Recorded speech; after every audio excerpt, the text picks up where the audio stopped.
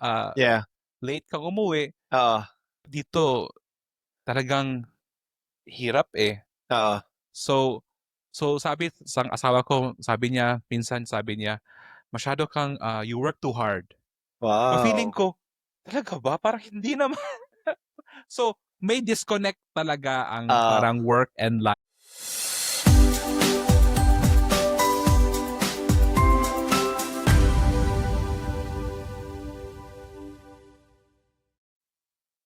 Welcome sa Pinoy Husbands Podcast. Ako po si Norbert Elnar. Ako naman po si Paul, and today for our episode 12, we were going to talk about work and life balance. Ayan.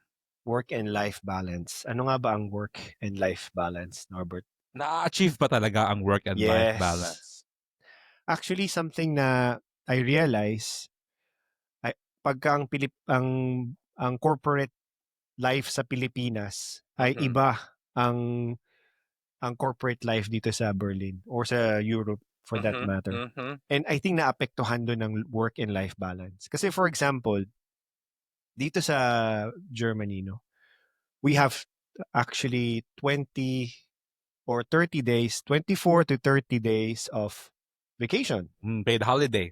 Paid holiday Yes, yon, ha? yes. Oo. Pero sa Pilipinas, it's only 10. Ah.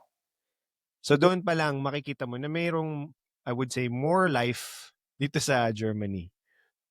Could you Okay. say that? Could you say that? Well, yes, talagang ano 'yan, isa sa mga na-shock ako 'no, nung pumunta ako dito. At to be fair lang naman, hindi lang Pilipinas ang parang Yeah. may 10, Yes, correct. hindi lang po Pilipinas ang may May parang 10 10 days days na holiday. na paid holiday. Sa ibang bansa din po, Yes. may I think sa Amerika din may Yes. gano'n Totoo.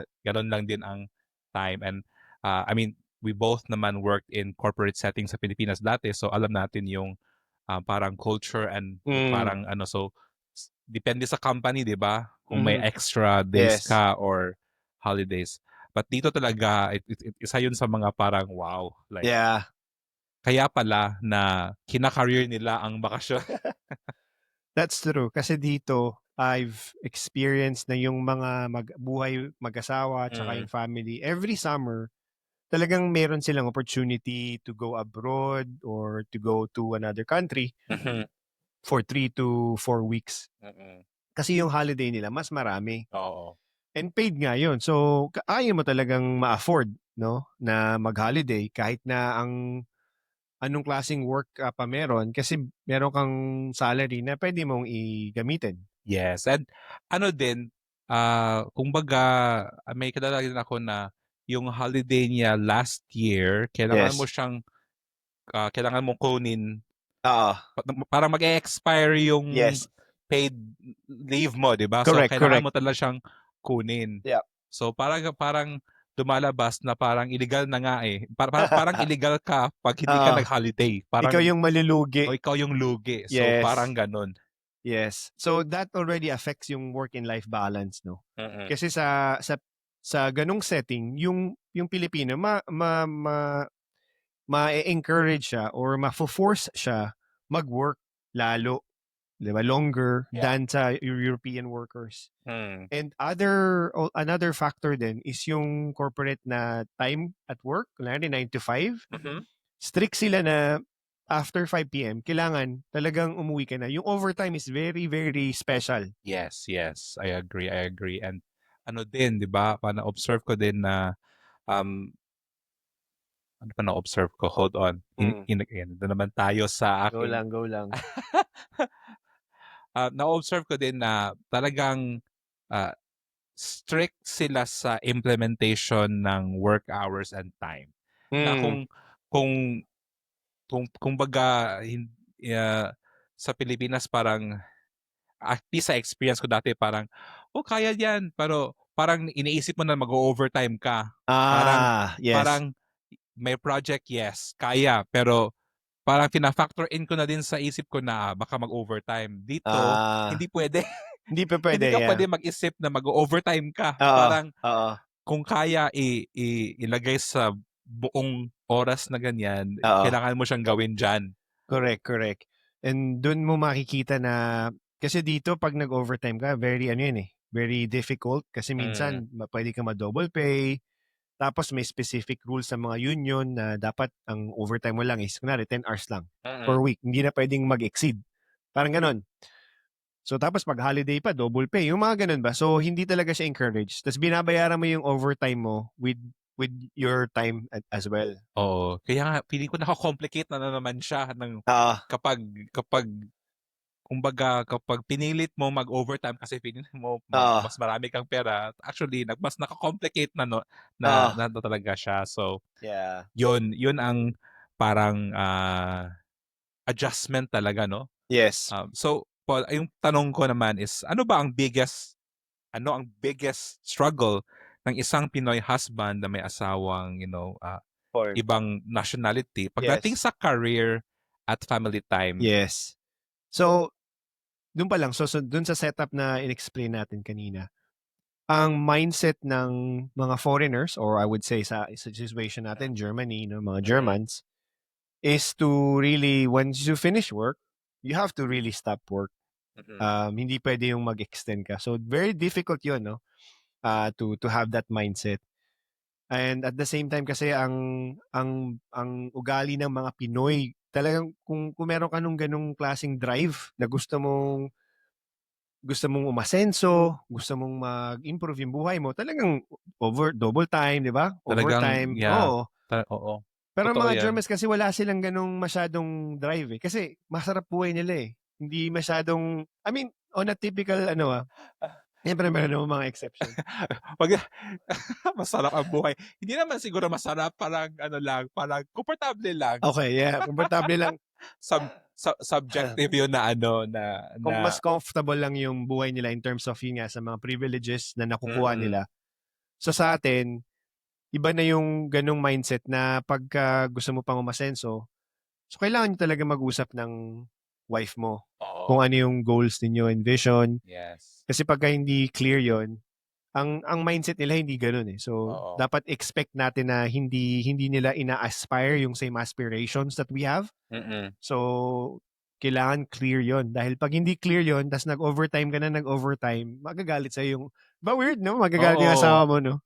Weird talaga. As in, feeling ko, when I started to work here, may business din naman ako na sariling business. So, ibang dynamic din yon, di ba? When you're employed and when you're running your own business. So pag tayo, I think sa Pilipinas, we are really parang, we are familiar with the idea of like being entrepreneurs. Talagang sagot sa kahirapan ng magnegosyo, di ba? Yeah. Talagang may sari-sari store, like may mga sideline.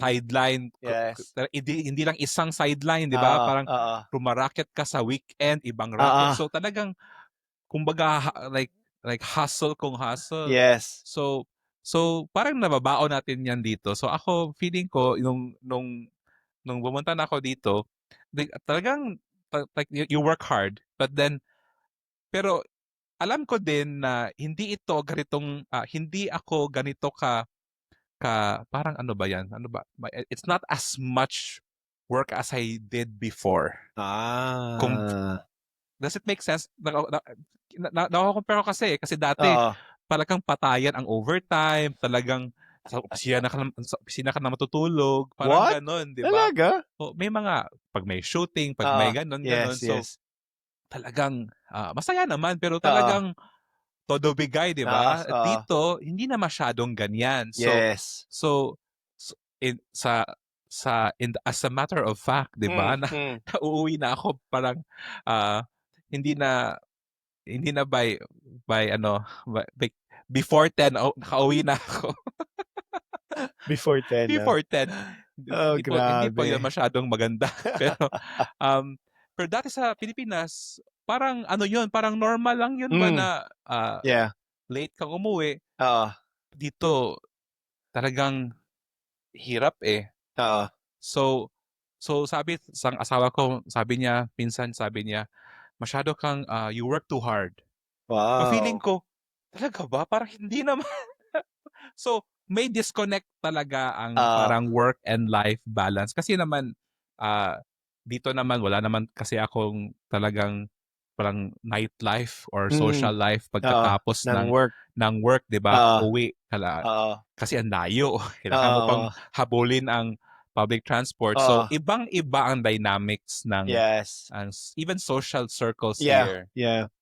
Kasi sa Pilipinas, naalala ko parang after work, laging, dinner tayo lagi. No? Yung sa mga nag-work sa Makati, laging ganun eh. Parang merong gimmick after. Tas pag Friday, di ba? Parang, Hinihintay ang traffic na oo. So, lalo na pag single, di ba? Oo. Yun yung parang culture. So, iba talaga yung the way we do work and life. And in line with that, no, parang how would you see yung working cultures ng mga Germans compared to Philippines? Would you Well, say it's different or it's the same? I would say na ano lang, I would really say na iba ang tutok nila sa efficiency Hmm. at iba ang kanilang approach in terms of excellence. Parang in a way na appreciate ko na parang talagang precise and accurate Mm. ang mga bagay, no? Oo. Parang talagang bago may desisyon sa isang bagay, parang 10 steps ahead na sila. So, Mm. magaling 'yon. I think Mm. na-appreciate ko 'yon. Kaso nga lang minsan nakaka-pressure kasi masyadong, kumbaga feeling ko parang kailangan mo maging perfect muna bagong Yeah. may next step, you know? Yeah, yeah. So mahirap 'yon. Ang experience ko rin dyan is ang laging pinupuna ng mga Germans, yung laging pagkakamali. So kahit na let's say, nag-deliver ka ng 95%, no, na success rate, laging titingnan yung 5%. Parang, bakit may kulang? Or, Naka-highlight ang oo, ano. laging ganun. So, ang experience ko sa work ko, so lagi kami may projects after projects. So na-deliver namin, wala lang. Walang celebration, nothing. Next project agad. Tapos pag nag-deliver ka, ang laging tanong doon, ano ba yung naging problema? Parang mali ito. So hindi mo na nasa-celebrate yung victory na, alam mo yun, nagmo-motivate sa team. Oh, So yun yung parang, I think, yung pros and cons lang ng German culture. Yeah, and yun nga, 'di ba? I think sa struggle natin sa Pinoy husband, like parang feeling ko may concept tayo kung paano mag-work hard para sa pamilya, Oo. para sa relationship, Oo. and parang pag ilagay mo siya sa isang context ng ibang culture, Right. then makikita mo yung mga clashes doon. Oo. And I think mahirap siya kasi kailangan mo siyang is-set ng expectation sa wife mo na, sabi ko sasabihin ko yung wife ko na hindi ako ganito like, if you think na parang workaholic ako ngayon, talagang hindi na ito ang 100%. No, parang tinotone down ko na ito. So, Wow. kasi alam ko naman na mahalaga ang time na umuwi ng maaga or, spending time with the wife and the family. So, talagang parang feeling ko naman talaga mahirap talaga ang mag-achieve ang balance sa work and life. Yun lang pananaw ko. Ewan ko sa'yo kung ano ba. For me, the way we live our lives here and the way we work, very important yung priorities. Kasi dito, at least in my experience sa work dito, yung bang, ang work is work lang eh. Actually, hindi nga nila in-encourage na maging magkaibigan kayo sa work. Ewan ko sa Pilipinas kasi, di ba, tropa, chismis, party, di ba, birthday party, ganyan. Sa Germany po, hindi ganun. Ang Germans talaga, siniseparate nila sometimes yung work and yung life na in terms of, pag sa work lang, walang kaibigan. Oo, sa work ng asawa ko, parang nagkwentuhan sila, how are you, ganyan. Pero hindi sila magkakaibigan. Hindi nila dinedefine yung sarili nila na magkaibigan sila. So, magka-opisina sila? Yes. Kasi Okay. ang iniiwasan nila doon, yung chismis na, ito pala si Steph, may nagkasakit, yung ganun, pangit ang perform. Ayaw nila ng ganun. So, yung private life lang nila yun. So, makikita mo doon na yung pagkaganon yung relationship mo doon sa work mo, na work lang, may tendency ka na gusto mo umuwi na maaga, ayaw mo makisalamuha sa ka-office mate mo, gusto mo lang na pag-usapan yung work, tas uwi ka na, yung ganun.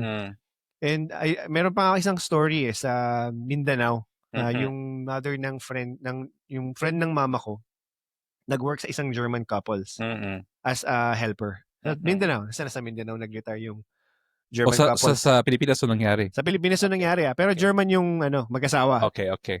Ang rule nila sa bahay is, pag naghuhugas ka ng pinggan o naglalaba ka, bawal mong kausapin yung co-helper mo. Dapat laba lang, dapat hugas lang ng pinggan. Wow. Bawal magchismisan.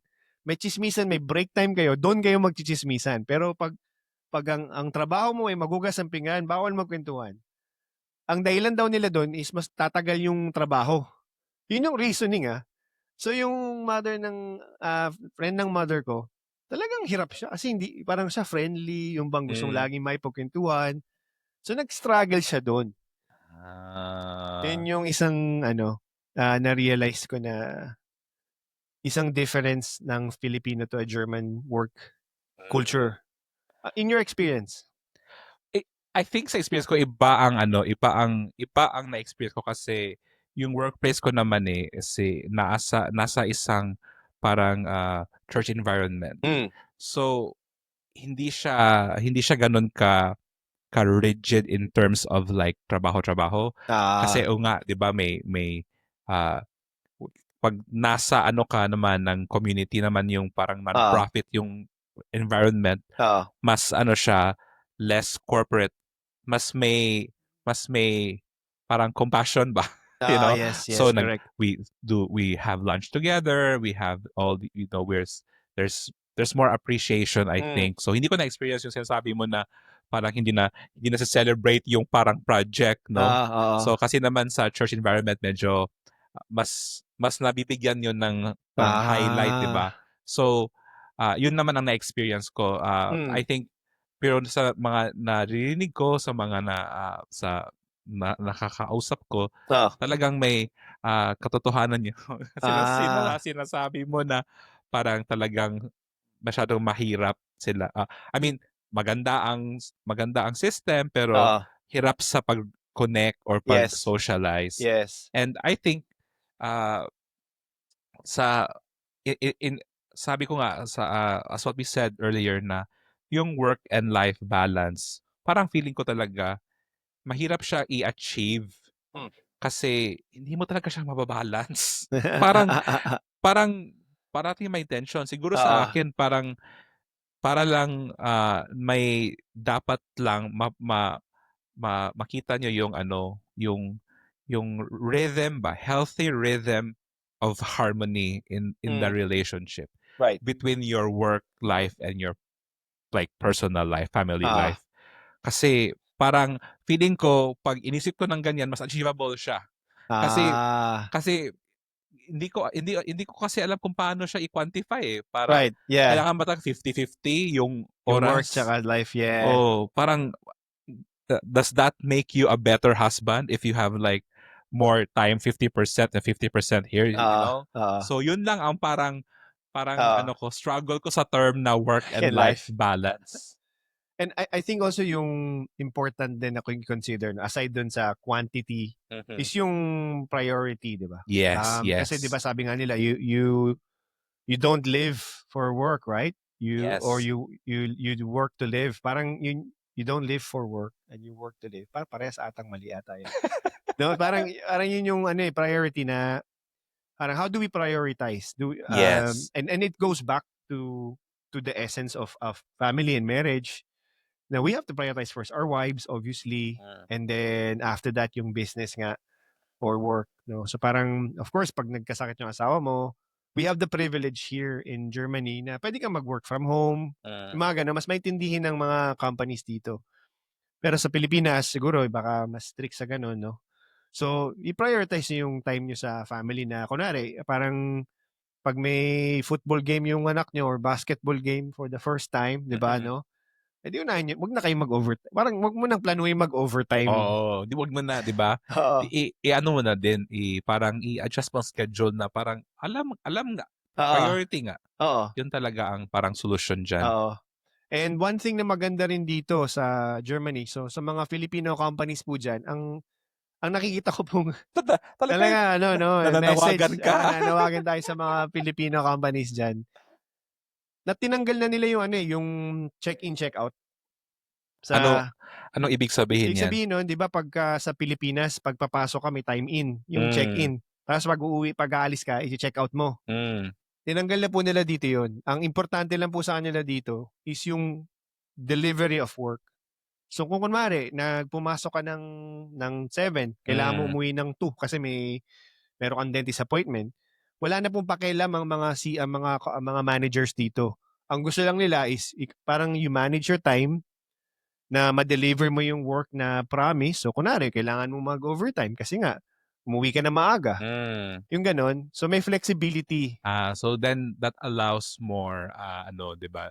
Allows more space for talagang breathing space for stress, na hindi ka na masyado na stress, hindi ka nakakapag-exercise ka pa, nakakapag-ano pa. Oo. Okay. Kasi this way, parang hindi na siya ganun na parang nasa kindergarten yung mga empleyado na i-monitor mo yung time.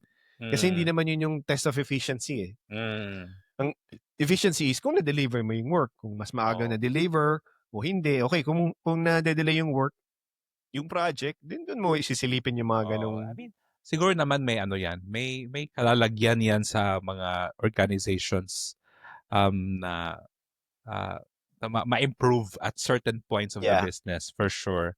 Yeah. Wow. So, okay, Paul, ano ba ang ating ano ba ang may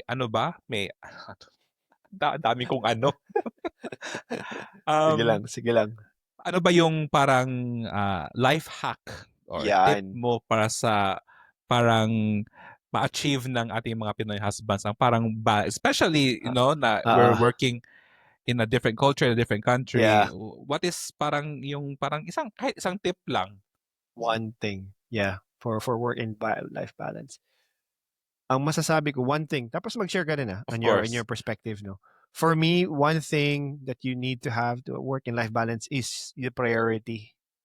To prioritize first your family and your wives because that's where your important life belongs. Yung essential life mo nandun sa family mo, wala naman sa work eh. Kasi nga, meron nga kasabihan na the company can easily replace you.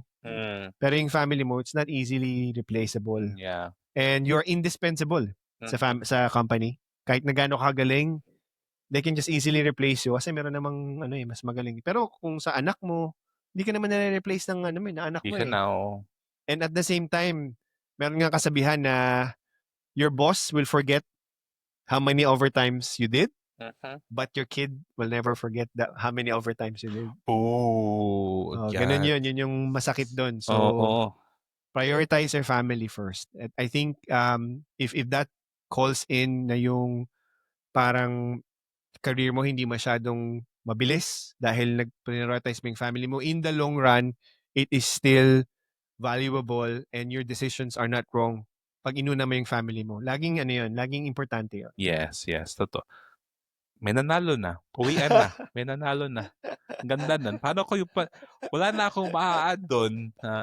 Siguro sa akin lang, I think importante sa pag-achieve ng, sabi ko nga, yung parang healthy rhythm and harmony of work and life is really being intentional with periods of rest.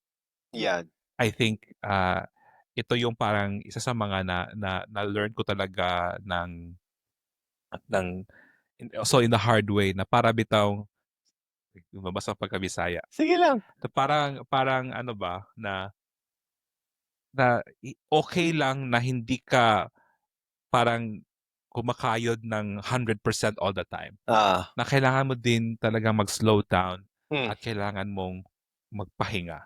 Kasi walang kwenta kapag patay ka.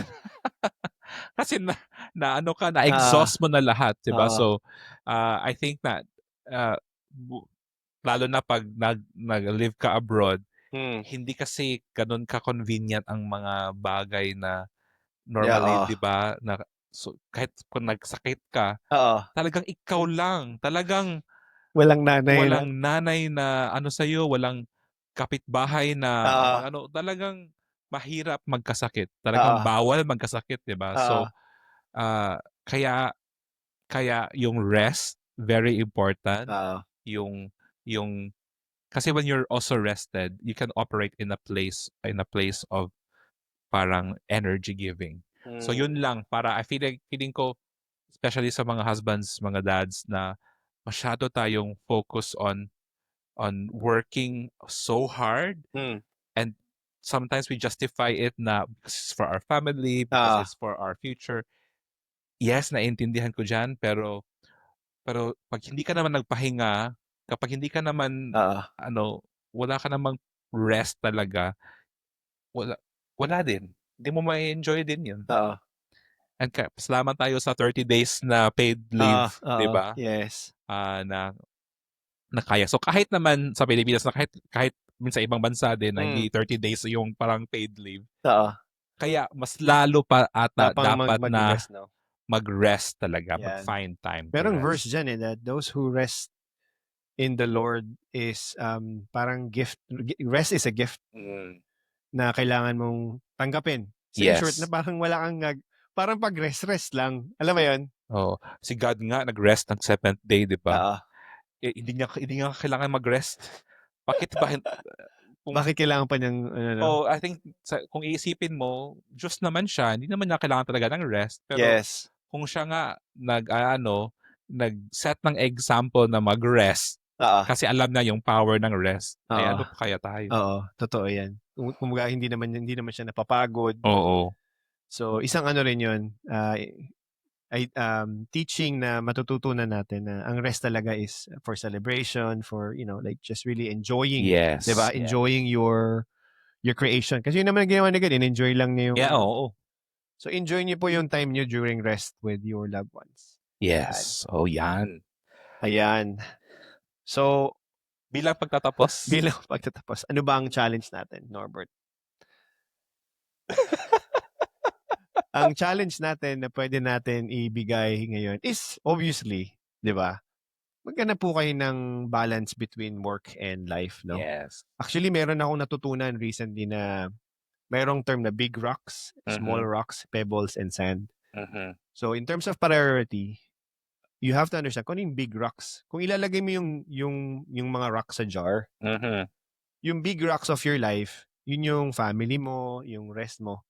In terms of scheduling, i-schedule mo na agad yun for the whole year para ma-prioritize. Okay. So after ng big rocks, meron small rocks, which is yung work, ganyan. Isingit mo lang doon sa... Fit mo na lang. I-fit mo na lang doon sa big rocks ng buhay mo. Ngayon, ang next na is yung pebbles. So yun yung maybe your friends or anything else. Mga luho doon. So isa ka mas na i-fit. So in terms of prioritization in your work and life balance, prioritize your family first. Like for the next 90 days, gawa kayo ng schedule na pwede nyong i-prioritize yung date night ni Mrs. na maganda, foreigner. Parang big rocks na, no? Yeah, big rocks. Lagay na natin sa jar. Una. Okay. Maganda. Diba, no? Huwag mo na i-prioritize yung kaibigan mong Pinoy. Prioritize mo na, asawa mo na. Huwag ka nang mag-computer. Huwag ka na mag-video games. Huwag ka na mag-video game. Mag-date muna kayo ni Mrs. Saka ka mag-video game. Ayan. Okay, marami pong salamat sa pagsama sa amin sa episode na ito. Tandaan lamang po natin na hindi po ito para maging perfect tayo na husband. Tama. Ito lang po ay para tayo ay mag-improve kung paano maging better na Pinoy husbands.